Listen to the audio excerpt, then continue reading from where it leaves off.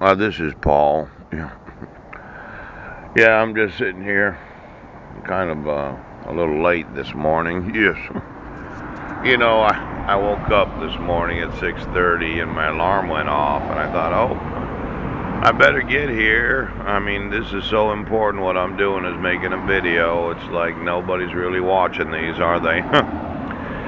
The big problem is that I overslept, and when that happens, my whole schedule's off. I'm sitting here on the street wondering why it is that I didn't get any phone calls.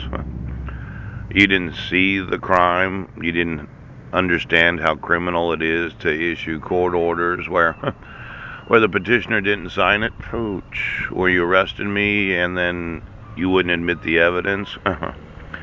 Now, yesterday we had a little talk about why it is that we don't use forgeries to issue court orders. And then there's that big concern about you arresting me for crimes I didn't commit.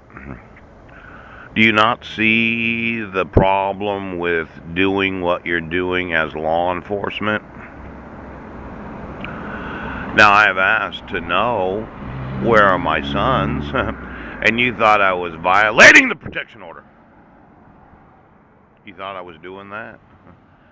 As a parent, when you issued court orders in 2011, yes, and I wasn't a resident of Washington State, and you did not give me any notice or opportunity to be heard, and you gave custody of my sons to my wife, yes, it actually violates the laws. Now, I've had a problem with some judges. Could you get me the judges of the United States? They seem to think that they can do whatever the fuck they want.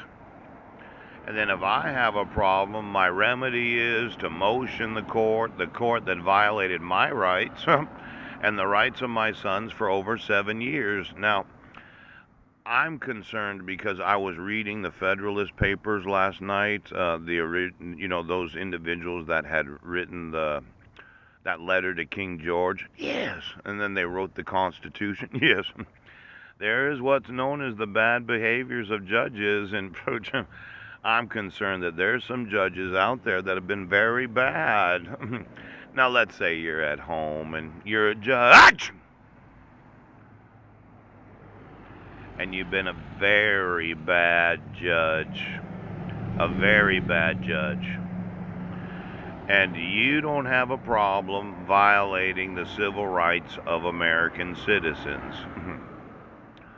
Now, as that citizen that has informed you, the state legislature, the Army, the Navy, the National Guard, the Post Office, all of those in law enforcement, it seems that we have some very bad behavior judges in the United States that had always thought that they were immune from prosecution. There is no possible way that they could ever go to prison for violating the civil rights of American citizens. Now, you're that judge, the very bad judge. Now, as an American, when you took my sons, I want to know where they are. Now, you said, well, I have to motion a court that employs very bad judges. It seems that America's judicial system doesn't really enforce the original intention of the bad behavior judge. See, when I was reading it, and I'll probably get it out here in a few minutes, the least of the three executive branches, the thought of those founding fathers was the judges had the least amount of power to violate the intent of the United States Constitution. Now, the Constitution itself, yes, it has what's known as the Fifth Amendment. Oh, you cannot be deprived of life, liberty, or property without due process. Have you ever read that before? Now, I'm wanting to put some judges in prison today. We have bad behavior judges that are sitting on the bench thinking that, well, I don't have to enforce the law. I'm a judge. What is it that you don't understand about the Fifth Amendment that says you can't deprive an American of life, liberty, or property without due process? I've given you the definition of due process, Pooch. I explained to you what due process is, Pooch. I explained what the instructions from the state of Washington are. I explained to you what the RCWs are. And you're sitting there, this fucking